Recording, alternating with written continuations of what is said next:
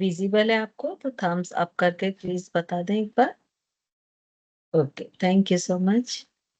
तो हमारा आज का जो टॉपिक है ये है बॉडी के मूवमेंट्स, राइट।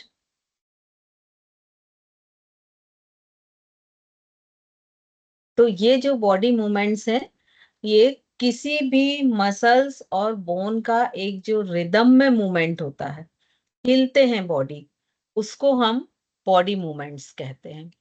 ठीक है।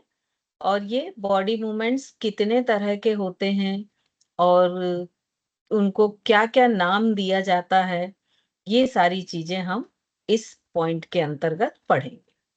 क्लियर सभी को?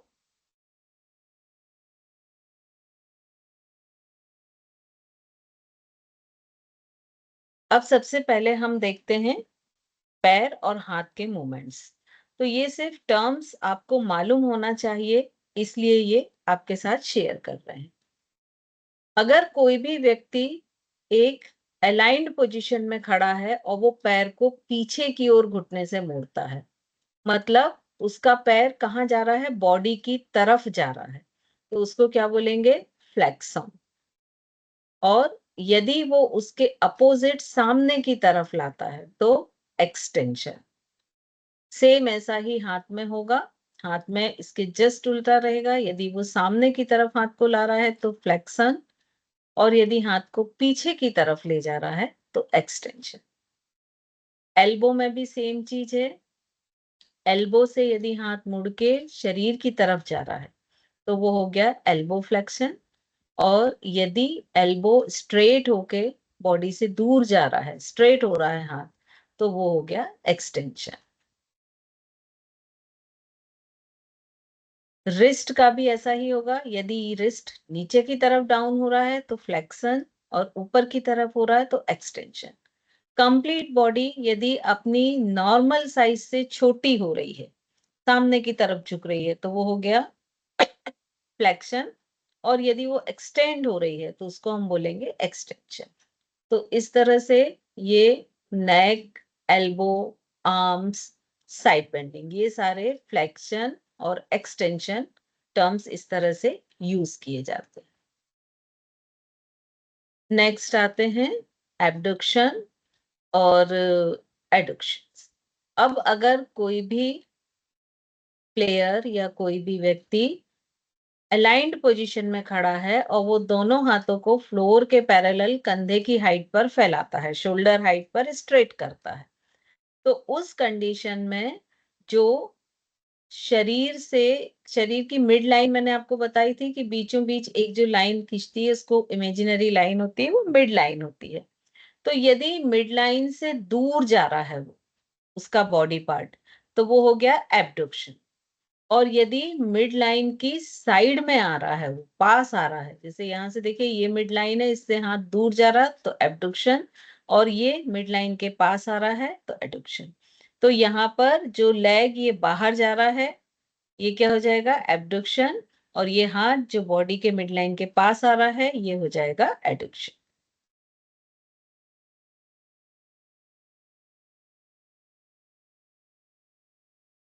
सर्कमडक्शन मतलब किसी भी एक्सिस पे उस बॉडी पार्ट को पूरा सर्कुलर गोल घुमाना। जैसे हम हाथों को गोल घुमाते हैं ना ड्यूरिंग एक्सरसाइज, या पैर को गोल घुमाते हैं थाई हिप जॉइंट से, यही चीज इसमें है। तो इसको सर्कमडक्शंस कहते हैं। फिर इंटरनल और एक्सटर्नल रोटेशन। तो इसमें अगेन हम ध्यान दें कि यदि अलाइंड कोई व्यक्ति खड़ा है और उसका जो रोटेशन है वो toward the mid line, centre की तरफ है, अंदर की तरफ है, तो वो इंटरनल रोटेशन होगा। और अगर इसके अपोजिट मिड लाइन से बाहर की तरफ है तो वो एक्सटर्नल। और इसी को लेटरल रोटेशन और मीडियल भी कहते हैं कि यदि वो मिड लाइन की तरफ है तो उसको इंटरनल या मीडियल रोटेशन कहेंगे, और यदि वो मिड लाइन से अपोजिट डायरेक्शन में है तो उसको लेटरल या एक्सटर्नल रोटेशन कहेंगे। तो ये रिस्ट का, शोल्डर का, एल्बो का, सभी का हो सकता है ये रोटेशन। इन्वर्जन और इवर्जन। तो यदि लेग को अंदर की तरफ आप लेके आते हैं, मतलब मिड लाइन की तरफ, तो इन्वर्जन, और लेग को यदि बाहर की तरफ लेके जाते हैं तो इवर्जन। तो इसमें आप देखिए ये जो मीडियम मिड लाइन की तरफ आ रहा है, दोनों पैर के पंजे अंदर की तरफ, तो ये इन्वर्जन हो गए, और ये दोनों पैर के पंजे बाहर की तरफ जा रहे हैं तो ये इवर्सन हो गए। नॉर्मल फुट ये है। फिर जो हथेली होती है उसके जो ऊपर वाला हिस्सा होता है वो पाम एंटीरियर कहलाता है, और जो पीछे जहां नाखून होते हैं वो हिस्सा पाम पोस्टीरियर कहलाता है। और इसी को यदि हम एनाटॉमिकल टर्मिनोलॉजी में देखें तो सुपाइनेशन बोलेंगे पाम एंटीरियर को, और प्रोनेशन हम बोलेंगे जिस साइड नेल्स होते हैं या हथेली के पिछले हिस्से को। ऐसे ही जब कोई भी व्यक्ति लेटता है तो उसकी जब सुपाइन मतलब स्पाइन फ्लोर की तरफ रहती है लेटने में, यानी पीठ के बल लेटता है तो वो सुपाइनेशन होता है, और जब वो पेट के बल लेटता है तो प्रोनेशन होता है। तो इसीलिए मोस्टली पेट के बल जो किए जाते हैं आसन उनको प्रॉन पोस्चर्स भी कहा जाता है, और जो आसन पीठ के बल लेट के किए जाते हैं उनको सुपाइन पोस्चर भी कहा जाता है।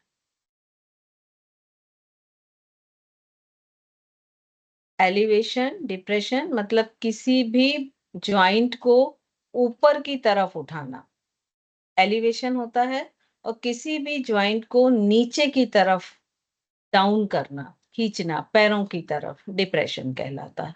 अब यहाँ पर एंगल दिए हैं, यदि आप मान लीजिए कि ये आपका आपके शोल्डर है नॉर्मल, तो इस एंगल से आप ऊपर ले जाएंगे तो एलिवेशन, और इस एंगल से आप नीचे ले जाएंगे तो डिप्रेशन। जैसे इसमें दिखाया गया है, दोनों शोल्डर को नीचे की ओर खींचा तो ये डिप्रेशन, और दोनों शोल्डर रेस करते हुए ऊपर ले गए तो ये एलिवेशन।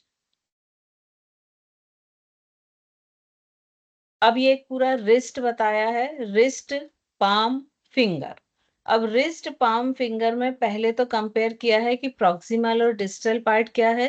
तो चूंकि रिस्ट ये फिंगर्स के कंपैरिजन में हार्ट या ट्रंक के पास है तो ये प्रॉक्सिमल हो गया, फिंगर्स दूर हैं तो ये डिस्टल हो गया।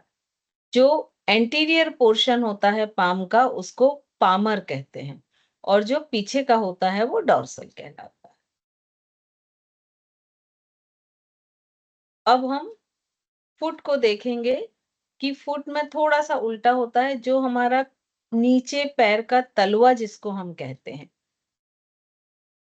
इसको प्लांटर कहा जाता है, जैसे कि हथेली में हमने ऊपर वाले हिस्से को पामर कहा था, और जो ऊपर जहां पर नेल्स होते हैं वो डॉर्सल। तो इसको याद रखने का सबसे अच्छा तरीका है कि जिस जगह पर नेल्स हैं वो डॉर्सल, चाहे वो हथेली में हो या पैर में हो, और जहां पर उसके अपोजिट जो है वो पामर या प्लांटर। प्लेंटर फ्लेक्सॉन और डॉर्सी फ्लेक्सॉन। तो देखिए जब पैर के पंजे को एंकल पूरी तरह खोलते हुए बाहर की ओर स्ट्रेच करते हैं, पॉइंटेड करते हुए बाहर की ओर स्ट्रेच करते हैं अपोजिट द नेवल या अपोजिट द बॉडी, तब ये प्लेंटर फ्लेक्सॉन पोजीशन होती है। और इसके अपोजिट जब ये नॉर्मल पोजीशन है फुट की, और इन टोस को जब हम टुवर्ड्स द बॉडी अपने शरीर की तरफ लाते हैं तो ये डॉर्सी फ्लेक्सॉन होता है। बाहर की तरफ तो प्लेंटर फ्लेक्सॉन, अंदर की तरफ गए तो डॉर्सी फ्लेक्सॉन। ये सारे बॉडी के मूवमेंट्स हैं। तो आपकी ये जो टर्मिनोलॉजी है आज ये यहाँ कंप्लीट होती है। ठीक है, तो ये टर्मिनोलॉजी आपके एग्जाम में नहीं आएगी,